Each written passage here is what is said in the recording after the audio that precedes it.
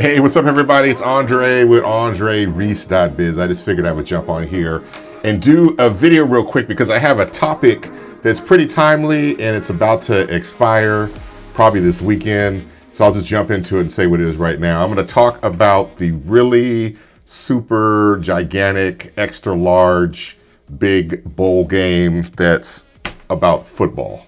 So I know they're very, very particular about the use of their name, and so I don't ever want to say it at all. And like I said, it's the really super epic, gigantic, very, very big game that takes place in a bowl. So you guys kind of get the point. But yeah, I'm gonna talk about that here in a second. And then before that, I always try to just throw in a little bit of filler, a little bit of fluff, and talk about a few things that are happening right now. But primarily what I want to talk about, let me just back up real quick. For the really big bowl game, I'm going to talk about sports and the halftime show and how the majority of Americans enjoy watching sports on TV and participate, and why I don't fall into that category. So there you go. That little bit of a quick teaser there. So like I said, let me just jump into a couple things right now that are kind of current, that are happening. I'll tell you, the world right now is getting flatter.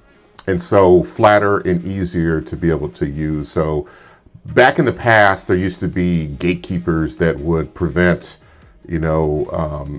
movies from being released, videos from being released for songs, or whatever it might have been that you could create. So music, television, film. So you had to go through the gatekeepers in order to be able to have your product be seen. Even if it came down to media, writing media, whatever that might be. But now with the advent of the internet and a lot of different services that are available, if you have a desire to do a film, you can do it. You can do it with your cell phone. People do it all the time. If you have a desire to cut an album, or to share your music, you can just set up a YouTube channel and record yourself with the cell phone and let the people out there decide, what they like and what they don't like. And even so now, if you decide you want to publish something, you want to write a book, you want to write a manuscript, whatever it might be, you want to, go online and, become a subject matter expert, when it comes to video or, print material, you have the ability to do that right now. And so you can easily, if you want to, write a book. You can find a publisher that will, publish the book online through its existing channels, and then you can have your book be available on Amazon or a number of these other different platforms out here really easy.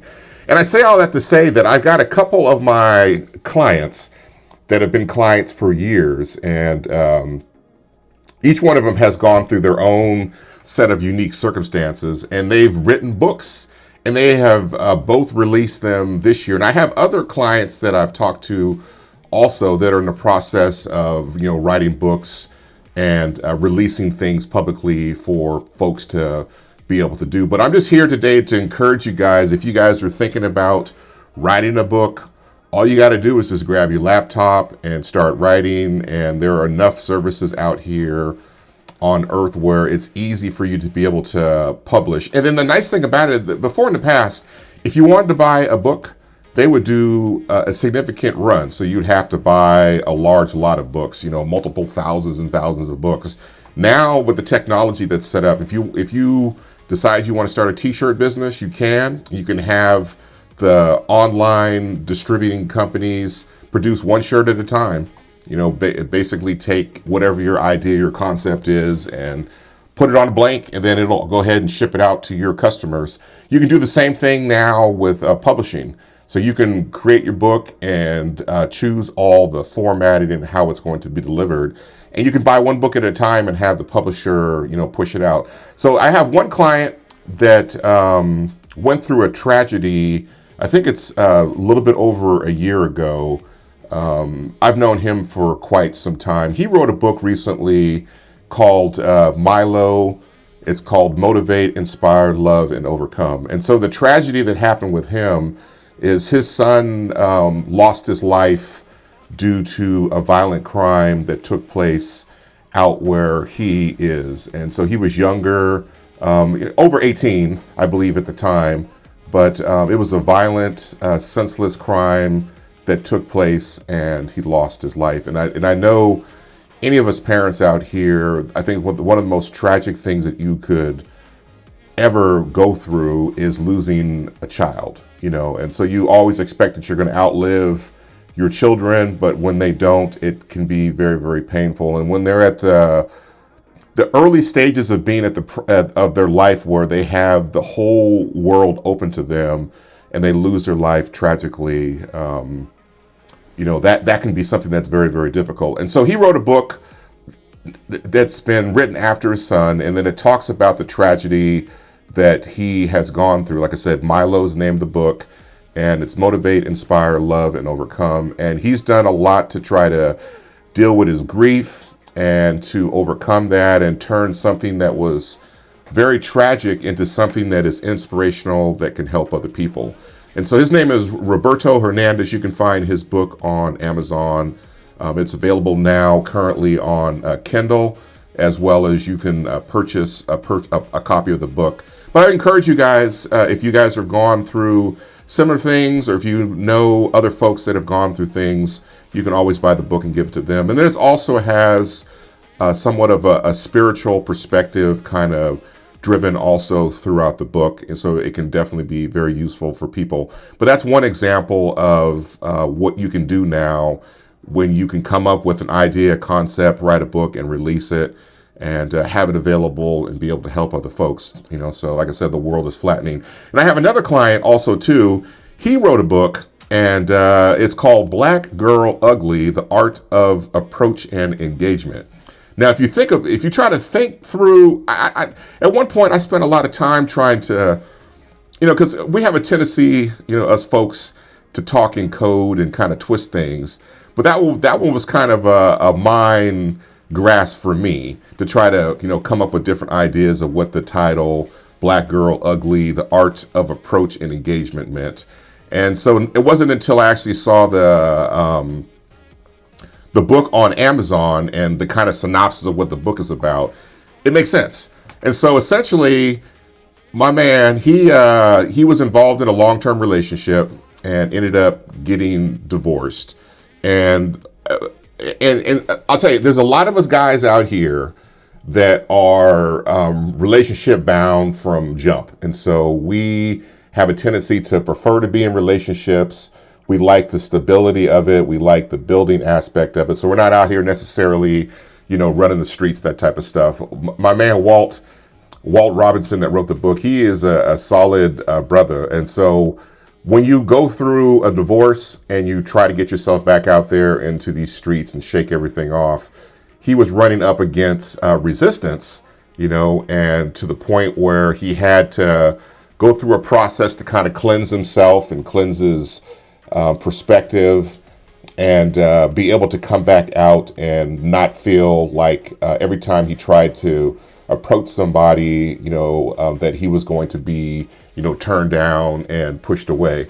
So it definitely is a great book if you are getting out of a long-term relationship, or, out of a marriage, whatever it might be, and you're trying to get yourself ready to get back out here into this dating game. It's definitely a book about, his personal journey and what he went through. And both of these are relatively short reads. So they're about 100 pages or so, maybe a little bit more, a little bit less, but it talks about a personal journey that they both went through. And you can definitely really, learn from what happened with him and his life. And so what I've done is I plan on buying both of these books, so I'm going to buy the one, Black Girl Ugly. Actually, I think it comes out on Saturday, and then there's a whole big series of promotions that he's doing around that.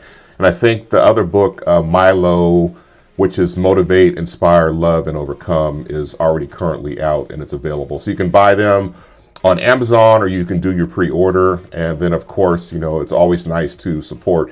And so the way I feel is, anytime, and I've talked about this before in the past, anytime I have any clients or any friends that go off into any one of these engagements, and they decide to do something that they've been wanting to do for a long time, I try to support as much as possible. And I think it's always worth it to be able to do that. And if you can, whether or not I read either one of the books, it doesn't make a difference at all. So I'm going to end up buying them for sure to show my support and my thanks. And if I have a client that has a child, that they end up having a child that's born or whatever it might be, or a client that's going to get married, I always, ask for their registry and, buy a gift and have it sent. Same thing for the baby. So I think it's important for us to build a community and support the folks that are around us, especially the ones that have supported you before in the past. So like I said, get a chance, look for each one of them. They're available on Amazon or about to be available on Amazon. The first one is Black Girl Ugly, The Art of Approach and Engagement. And of course, we got Milo. So the Black Girl Ugly is by Walter Robinson Jr. And then Roberto Hernandez is Milo, Motivate, Inspire, Love, and Overcome. And if you guys check it out, leave a nice comment if you can online. And, and like I said, I encourage all you guys this year in 2026. One of the things I had talked about not too long ago, I had talked about Dave Chappelle and his movie Unstoppable.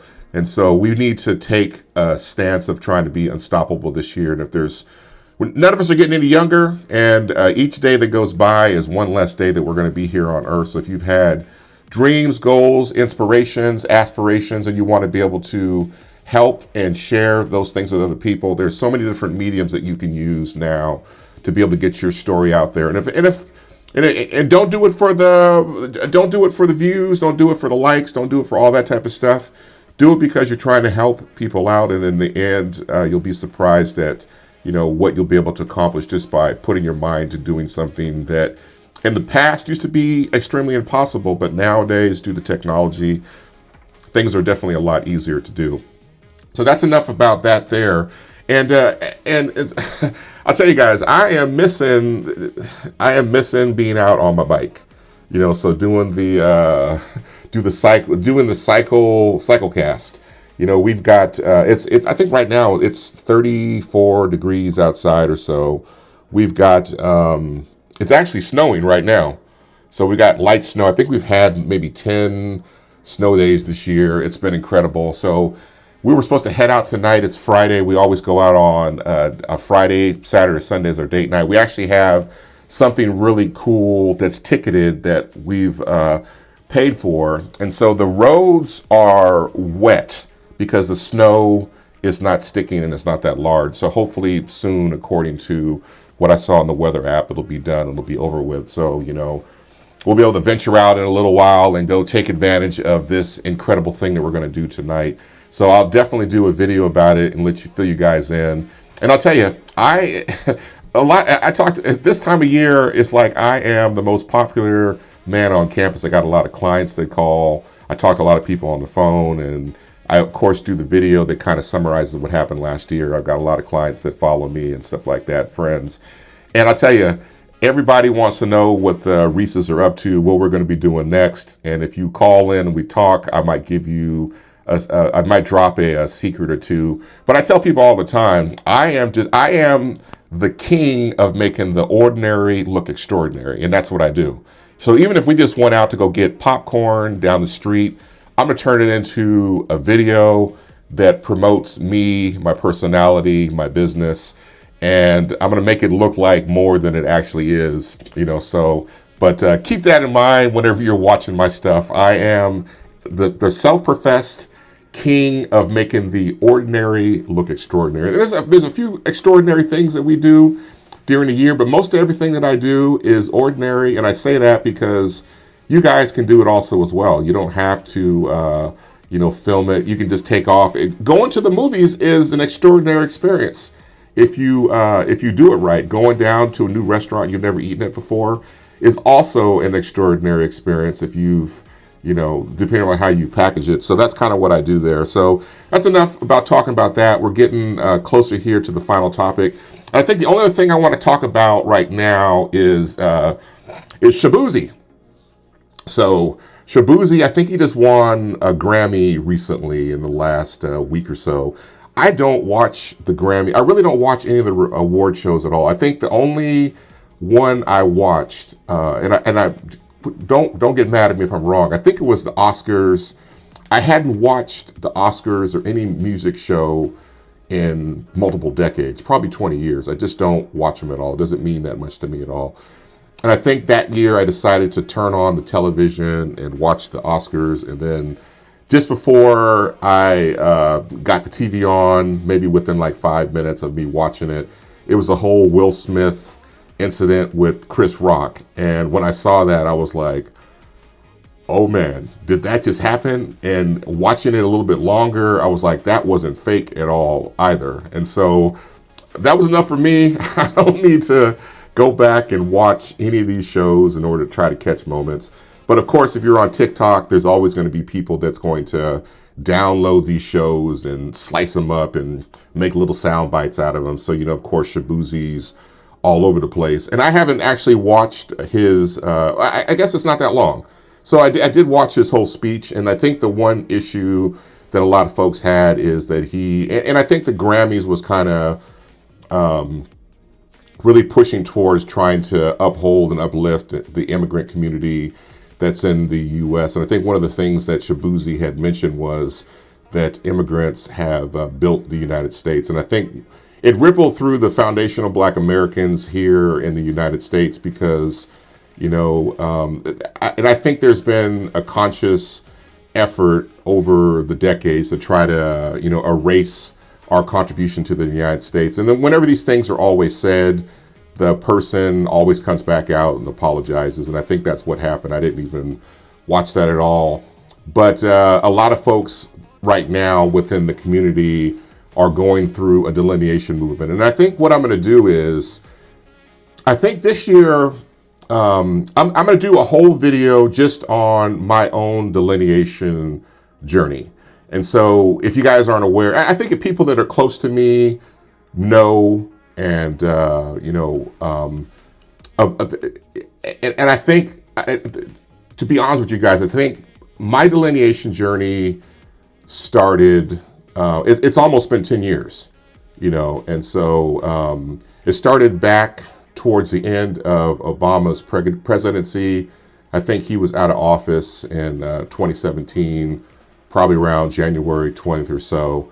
And, there was a number of us at that time that just collectively, we're very, very spiritual people. So collectively, we just kind of felt a certain amount of emptiness. And I think people started to talk and try to work through it and came to some basic conclusions on, that we have a unique history to this country that nobody else has. And we need to focus on that and hang on to that. And so I think there was a point in my life where probably about 2019, I think, and if you look at my hashtags, you're going to always see like the long hashtag cluster. They change over time. So there's roughly about 30 hashtags that I use. So whatever I'm going through at the time or whatever I've discovered, you're going to be able to find clues to my life in the hashtag cluster. And I think I went back and looked at Instagram. And I think back then, somewhere around October of 2019 is when I started using the hashtag ADOS. And now what I do, I just use the hashtag FBA, Foundation of Black American.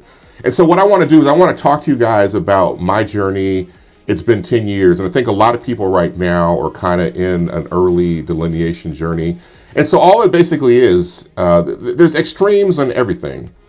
All that I'm doing, and I know that majority of people are doing, is we're just trying to recognize that we have a very unique lineage that doesn't exist anywhere else in the world. And then something like that needs to be protected, so that's where the whole thing comes from. But in 10 years of me going through this journey, there's a lot of stuff that I think about all the time.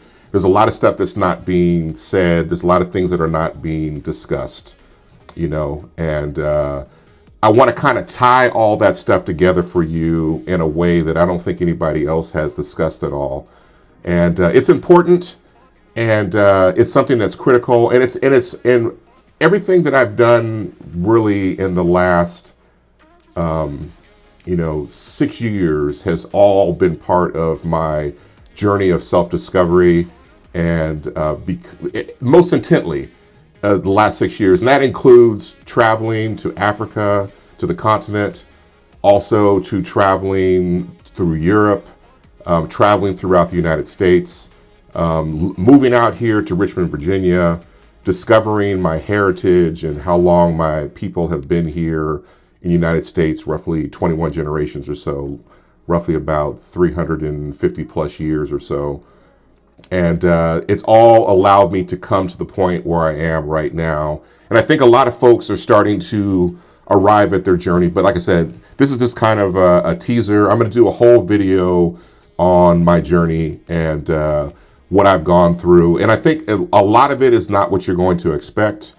And there's going to be some significant lessons that I think all folks should be aware of. So I'll talk about that. So like I said, that's the Shaboozey incident. Hey, it is what it is. He's not the only person that has said stuff like that. I think people will learn over time the right way to approach these problems. So I'm not going to use this platform here to, chastise or any of that type of stuff at all. But I just wanted to at least bring that up now as something that's going to be coming. I'll probably do it in the next month or two. And it's just essentially my delineation journey. And I guess you'd probably say it's roughly about almost 10 years. And I am where I am right now because of a lot of the things that I've learned to love and discover about myself. So I want to share it with you guys, and hopefully you guys will be able to get some information out of it. But like I said, when it comes down to delineation, it's just a matter of developing a significant lineage and realizing that, we have our own thing that nobody else shares, throughout the diaspora. Anything above and beyond that, people have either added it to it or they have projected or whatever it might be. But it's just a matter of just us recognizing that we're very unique individuals with a unique background that, like I said, no one else has. So that's it. So I don't want to talk any more about that. Stay tuned. And if you aren't a subscriber now of whatever channel you see this on, TikTok, I mostly make these videos for YouTube, but I keep them under an hour. That way I can still post them to Facebook as well as TikTok. And I can't post them to Instagram. It seems like I'm timed out at 20 minutes. So, if you find these on those channels, please make sure you guys subscribe to my channel. And then, so let's go ahead and jump into the last topic here. And how much time I got? I got roughly, I don't know, I've only talked for about 25 minutes or so. So I've got quite a bit of time. So let's talk about sports. So this weekend, like I said, we got the really, really gigantic, epic, super big bowl game that's coming. And as it stands in the United States, and this has always been throughout civilization. If you go back to the Roman times and work your way forward, there's always been sports that folks have kind of gathered around. And so in the United States right now, if you go online, it's roughly 70%, if you ask Gemini, of Americans intensely follow sports. There's a lot of ladies that follow sports. There's also a ton of fellas that follow sports, probably a lot more than the ladies. And then there's organizations and venues you can go to where you can watch sports. You can go to a sports bar and have wings and ribs and watch the sports and hang out with other people. You can represent your team. And a lot of people, they are like, that's my team. I'm the team. I'm down there on the field. I can pick up the phone and call the coach and call in plays, and a lot of it goes back to upbringing and, being born into a sports family. So me, I'm like the other 30%. I can care less about watching sports. So when it comes to following football or baseball or what's the other major sport? Football, baseball, basketball. I don't have a team. I'm not loyal to any particular team right now. I don't feel like I have to watch all the games. I don't spend money on a sports package at all. And so what I do for the major three sports is just before like the really big bowl game, I'll jump on the bandwagon maybe if it's a local team. So like when I lived in the Bay Area, if the Niners went someplace, I would be I jump on the bandwagon just for the Super Bowl, super big game bowl, sorry. And then I would hop off right afterwards. And when the Warriors would, make it to the final seven, and I jump on, usually somewhere around the third or fourth game, and then I jump right off. And so it hasn't always been this way for me. So when I was younger, my dad, he was a really big sports fan, and so when I was little, there wasn't a lot of television channels that you can watch on TV. And, and you typically only had like one major TV in the house. So whatever your parents watched, you watched, and so my dad watched sports on the weekends. On Sunday, he would always be watching football or whatever. And there wasn't really much of another option to watch, so a lot of times we would watch, TV and see that, or we'd be doing homework or whatever, so I had a sense of sports then. And of course, as you're little, when you're in high school or junior high school, they may sometimes go to an A's game and take the class or whatever. So that was really my exposure to sports. What I played when I was little, I played soccer. I think I played soccer like 8 seasons. Then I also played Little League when I was a little kid. And I played flag football also as well. And as I got older, and I had the ability to, and they had cable and a lot of other things to watch, I didn't necessarily feel compelled to watch a lot of sports. And so the times that I have been heavier into sports in my life is when I've been really heavy around a lot of guys. And so if you want to be able to fit in and have something to talk about, you got to be able to at least follow sports. And so there was a point where I got to be roughly 16, 17, 18. And I started working in the consumer electronics world. So I worked at, Video Concepts in the mall, McDuff Electronics. I worked at Good Guys in Circuit City. And then back in those days, they had the TVs that you see now that are large. They were just starting to make projection televisions. And so if you end up going to a pizza parlor back then, they would have a giant box that projected onto a mirror, then onto a screen in the back. And, that's how people would watch TV on a larger screen. You had to kind of be in the front of it. You moved to the side, you couldn't see it very well at all. And so in that era, we would always have sports on inside of our stores. And so we would play the game, because we had so many TVs. And what oftentimes happened on Sundays is around the time that the games were on, the volume of people that came into the store would die down. And because a lot of people were at home watching sports, whatever it might be. And then the other thing that would happen is you knew that if folks were coming into the store during those times when they had major sports events on, that those people were serious. They were serious about buying and looking at things, because they were in the 30% of folks that didn't really care. And so within that group of people that I worked with over all those years, I would participate in football pools. I would talk sports. I would pay attention, because while I'm working, the games are on. And of course, when things are happening, you'll be able to see the TVs because they're all over the store and everything.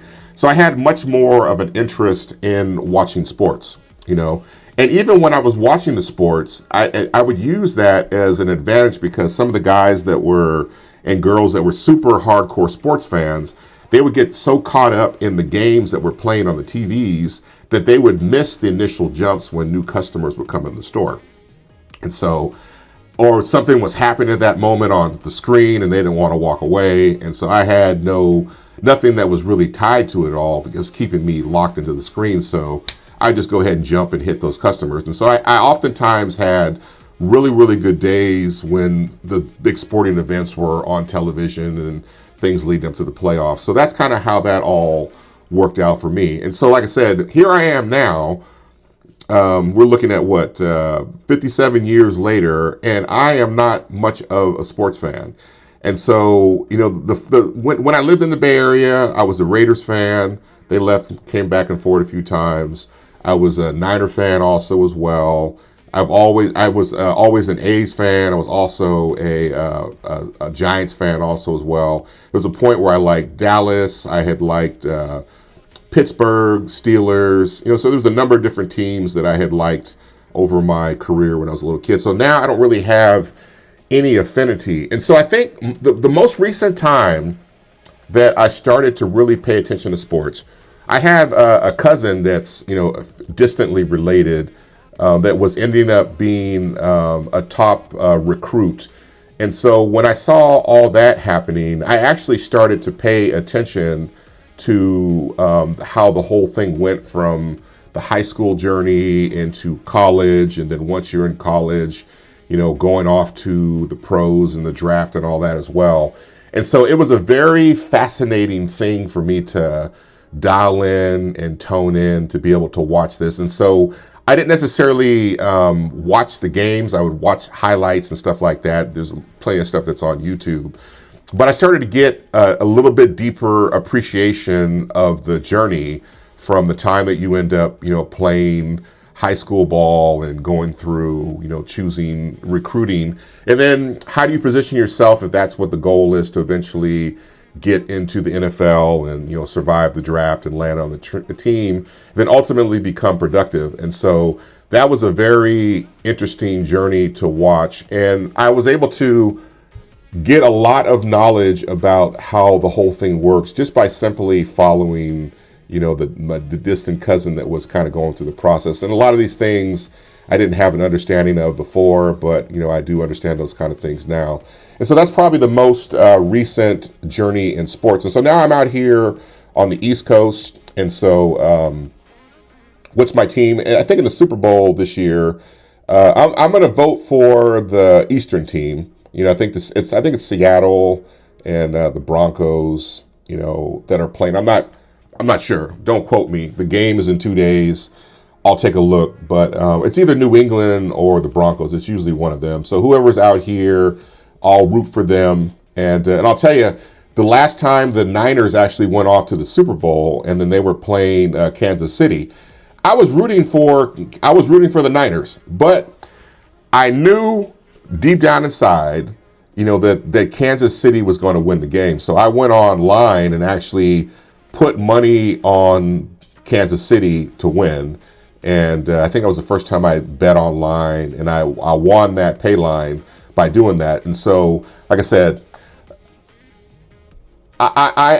there's many folks that I know in my life that have been diehard fans of teams that have been losing forever. Me, I'm kind of an individual investor, and I think this is probably why I'm not so deeply embedded. If I'm holding a stock and it's not doing so well, I'm the first person to sell it and move on to something else.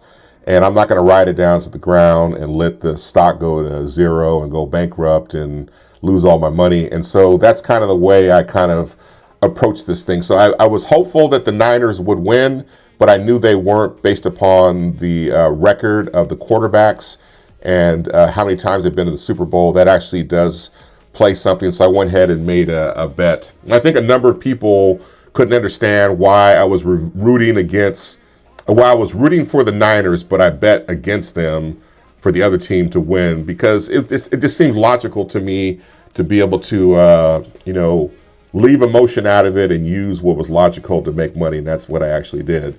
And then, so out here, you guys may have seen me, going to sports events. So we go to the VCU basketball game, and then they're building a big, huge sports complex behind us. And we also have we've got I think it's a AAA or AA minor league baseball team, which is the Flying Squirrels, and they actually, ironically, they have a world record, not a world record, but they have a record for being the farthest team away from the source of who they are actually trying to farm. And so that team actually is the farm team and the development team for the San Francisco Giants. Go figure. And so they're building a brand new 10,000 seat stadium. It opens this year. And so I've got gear for the game. And I bought Maryland gear for the game also as well. for the Flying Squirrel. So we're going to try to get to the first opening game on April 7th. And we'll go to a number of the games that are there. But I don't really have, I'm rooting for them because they're the home team. And the same thing also, too, for VUU, which is the HBCU that's about a half a mile, quarter mile from us.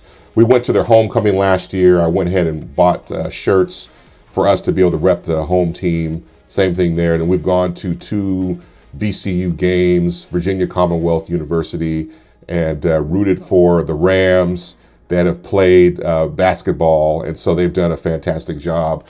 And so at this point now in my life, I don't turn my back on sports, but I don't go out of my way in order to try to watch them. And I would much rather prefer to watch sports live than to watch them on television. Just go figure. I've got too many other things to do, and if I sit down, I'm usually working, and I don't have the technology. I don't have the subscriptions right now to be able to watch these things. And matter of fact, for the really, really big bowl game that's coming up on Sunday, we were talking about it. We were probably going to watch the game, but at this point, I don't know how I'm going to watch it. I have an antenna. I think there's a CBS tower right down the street. So I'm not sure if they're the ones that are playing it, but we just got to try to find out where the game is playing to be able to watch it. So we'll probably tune in and check it out. I don't think we're going to go to anybody's house and watch the game and make a big deal out of it,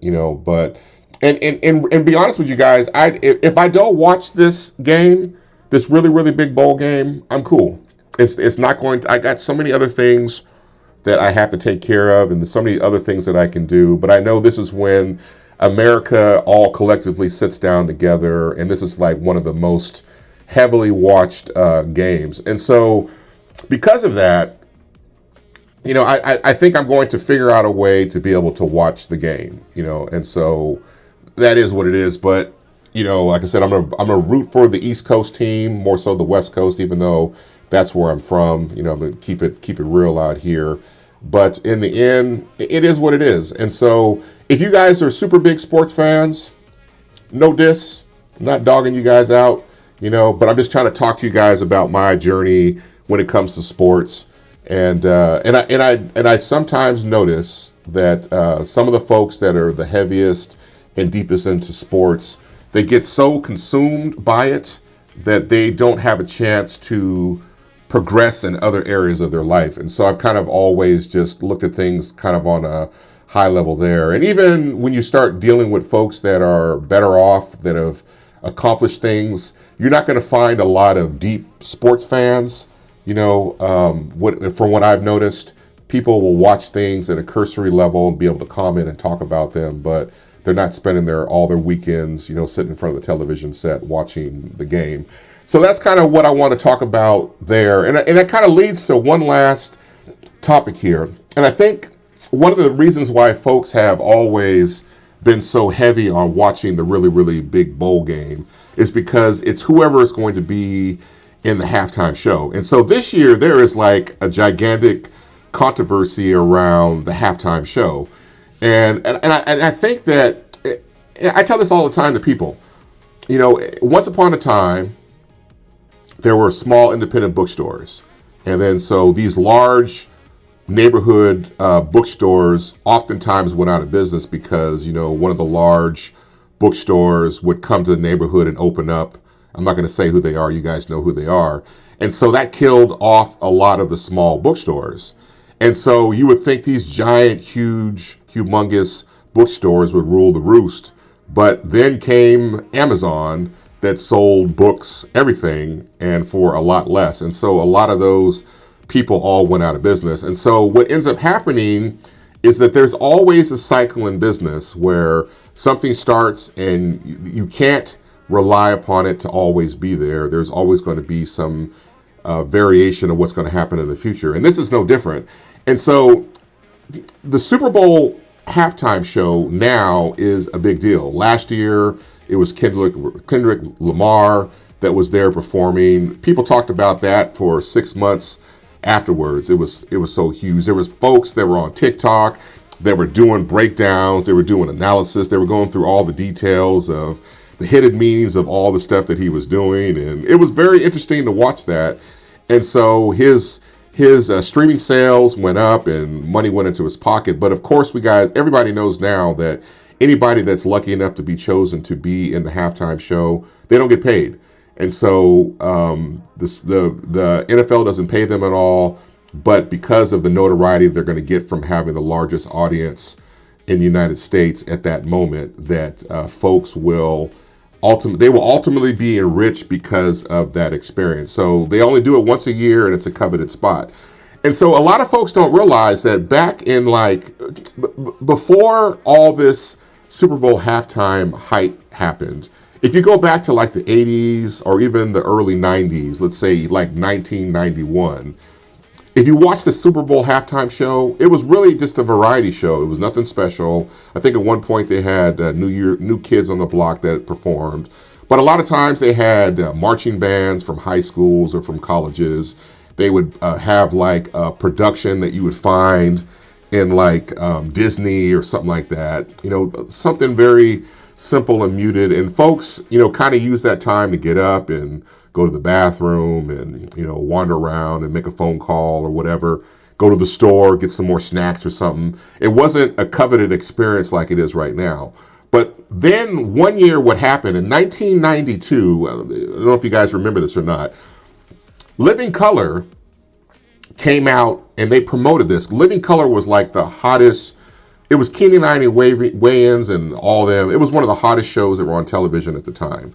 They had Jim Carrey was on there, Tommy Davidson was on there, a number of different people that are big stars nowadays. They were on Living Color, and they were famous. I don't remember when the show came on. I think it might have been the weekend or something, but it was like a half an hour that everybody anticipated on seeing every week. And it was very similar kind of to Saturday Night Live in a way where they would have, skits and that type of stuff. And so before the super really big bowl game that year, they said, hey guys, we're going to have a halftime show during the really, really big bowl game. And so during that time, come over and watch us. And I think they were on, was it WPN or something like that? They were on an alternative network. And so they said, hey, the Super Bowl, the super really big game party each year is boring. So come on over and check out us during the halftime, and we'll make sure that you guys have enough time to be able to watch the game, watch our party, and then when it's done, you can go back and watch, the thing. And so I think it was 20 million people at the time turned off from the really big bowl game and switched over and watched the Living Color halftime show. And so, and actually, I was telling Marilyn about this the other day. And I said, she had never heard of the show. So I was like, let's just watch the Super Bowl show. So we watched it. And if you watch it now, it's corny. Absolutely corny. They had, just if you get a chance to, it's on YouTube, go watch it. And it caused 20 million people to tune off from the major network and work their way back over to the so the folks tuned off of whoever was the network provider at the time for the big bowl game, and then they went ahead and came over and watched the halftime show is what they did, and it stung the NFL. And so the NFL said, you know what, we don't care, we are never going to allow this to happen because so much money is tied, and a lot of people don't realize this. At one point, the NFL was part of it was a nonprofit, because they were the way that they were registered. They eventually, relinquished that particular classification. But there was so much money that was on the line for the game that they said we're never going to allow that to happen again. So in 1993, what happened? That was the first year that they really started to put emphasis on the halftime show. And who did they bring? Michael Jackson. So 1993 was when everything shifted towards really big productions. That way they can keep their audience there to not check off from the channels. And that way they can get as much money as possible in advertising dollars. And so since then, all the way up until, what is this, 2026? All the way up to 2025. So 1993 to 2025, the halftime show has been uncontested. And so, like I said, last year was probably the peak of their halftime shows.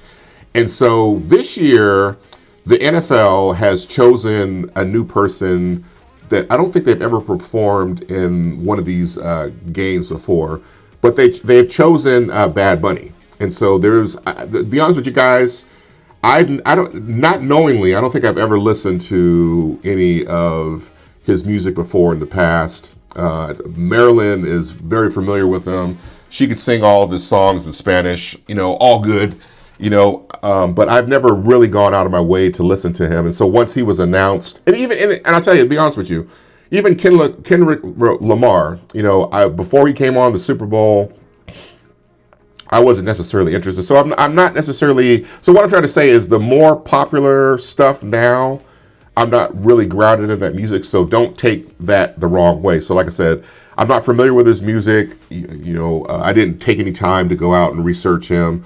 But of course, online, there's been wars that have happened since then. And you hear, secret conversations that are taking place in the back with the NFL and the ownership and, how they think that this is going to be a bad move for them. And they're trying to do these different things and it's not a good look. And so I get it. I understand all that. So folks right now are not happy with the choice that they have chosen. And so many folks that are on the red team have their own comments. You guys are familiar with them. There's no reason for me to say it at all. So what have they done this year? So the red team has come up. So they're essentially saying that the Super Bowl halftime show this year is slanted towards the blue team. Okay, cool, whatever.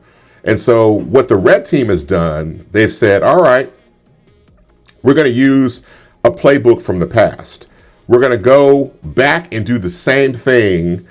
And I don't know if I'm just telling you, I'm just speculating. We're going to go back and do the same thing that Living Color did in 1992, where they produced a different product that brought folks over from the mainstream show over to theirs. And so I think it's being sponsored by Turning Point. It's the American halftime show. Don't quote me. And so they have their own set of performers that will be there on stage that will be performing. And the whole idea is that it's more of an American, type of Super Bowl performance versus what, Bad Bunny may produce. And so, and like I said, everything ultimately repeats itself. And so the interesting thing, so you asked me, am I going to watch the halftime show for Bad Bunny? Yeah, most likely. And if I don't end up watching, and if I end up watching the game, I'll end up watching it on YouTube.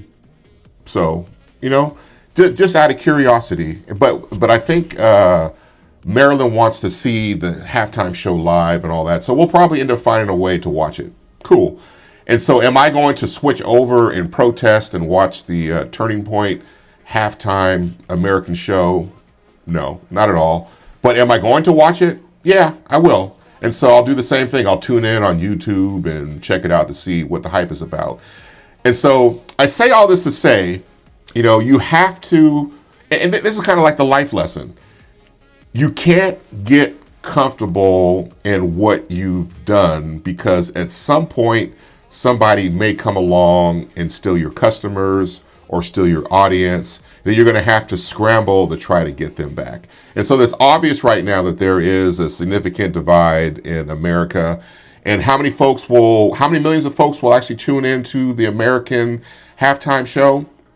I don't know. We'll see when the numbers, all finally clear.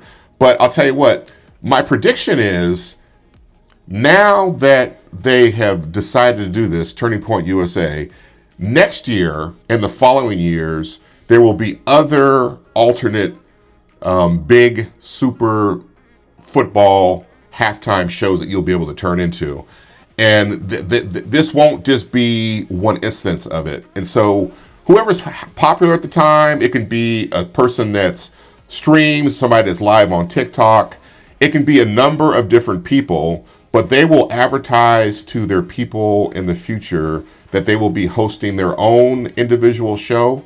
And if it's somebody that's like Living Color, that's popular, that everybody is really into, they will ultimately pull audience from the NFL when it comes to this individual game. So I say all this to say, even though this is happening, I predict that it's going to happen at a greater scale after this year. And so next year, there will be a number of different alternatives that you can tune into in order to be able to watch their stream or whatever they're doing for the really, really big halftime show. And this won't be the first time, and this won't be the last time. And so has the NFL at this point lost their dominance on the halftime show? I don't know. You know, there's no way to know for sure. We'll see what ends up happening. But ultimately, like I said, I predict that other folks will ultimately end up doing the same thing. And this will fall back to the similar model where they used to have the local bookstores. Then the large one came in and shut them all down, ran them out of business. And then the big gorilla that's online, you know, that's named after, you know, the rainforest, they came in and have really affected them. And so I say all of this to say, in closing, I've got two good clients, two good friends that have written their own books. You know, we got Roberto Hernandez and Milo, Motivate, Inspire, Love, and Overcome, and Walt Robinson that's done Black Girl Ugly, The Art of Approach. They have essentially done what Turning Point and others will do in the years to come. You know, they have found a way to hack the system, and just because somebody has locked it down and is dominant, that doesn't mean that somebody that's small, tiny, and nimble that has a cell phone can't come in, or a computer can't come in and take audience from you. So we're in a whole new time right now that we've never experienced before in the past. And if you guys want, you guys can actually be the person next year that draws 1 million people to your really, really big halftime show. All you got to do is get started. And you got to just do the basic thing that Living Color did back in 91, which is in the bottom of the screen, let everybody know this is the timer down here. As soon as it gets down to 0, it'll be time for you to switch back to the program. That way you didn't miss anything at all. So I just wanted to kind of throw that out there to you guys, you know, and just remember, no matter what it is that you do, no matter what it is you think you own, whatever you think you control, it doesn't take much these days for the small person to come along and upset everything and potentially cause you in the future to lose clients, to lose perspective, to lose momentum. So you got to be always aware and careful about these things to come. You know, so I wish you guys the best here as you decide to move forward this weekend. If you end up going out and hanging out and doing the really, really big bowl game, be safe and take care. And I want you guys to make sure that in the end, you enjoy whatever it is that you guys end up doing. So I think that's about it. I don't got anything else to say about the really, really big bowl game. So I'll definitely probably do something on the back end. And then I think the only other thing I'm thinking of right now is that now that this will happen, and depending upon how, even if it's 10 million people that tune into this show, you know, what will the NFL do in the future to try to make sure that this doesn't happen again? You know, what will they create? What will they do that will prevent these other shows that are not even talked about and not even planned, that will come up? And I bet you after this weekend, folks will be like, you know what? Next year, we're going to do our own show. We just need to figure out what the concept is and get on it and start promoting it now. That way, when time comes, folks will go ahead and tune into us, and we can get some of this money out here as well. That's it, guys. Take care. It's tax season. A brother's been hustling and humping, and as the stuff has been coming in this year, I've been knocking it out. So a brother's really, really current. I've been trying to make it happen. This is my first tax season in my new space here. I'm really enjoying it. I'm enjoying the interaction I'm having with all my clients. So I want to thank you guys again for tuning in, and be sure to, maybe I might have my own really, really big live stream. No, I'm not going to do that at all. I got other stuff to do. But anyway, take care, guys, and be sure to like and subscribe, and I'll talk to you guys soon on the next topic. Peace.